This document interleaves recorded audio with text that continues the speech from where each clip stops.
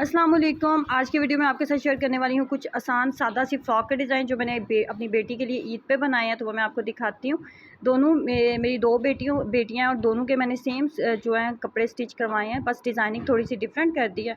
तो ये सबसे पहली ये फ़्रॉक जो आपको नज़र आ रही है ये है, ये इसकी फ्रंट साइड है और अब मैं आपको इसकी बैक साइड दिखाती हूँ। बैक साइड इसकी कुछ इस तरह है। इसके साथ जो हमने ट्राउज़र बनाए हैं वो बिल्कुल सिंपल है। देखें, ये फूलदार थे, साथ कपड़ा था, तो ये मैंने जो है इसका ट्राउज़र बिल्कुल सिंपल है। एक साइड के ऊपर ये फूल आ गए हैं। ये निशात लीलन का सूट था, ये निशात वालों का जो था वो लॉन है।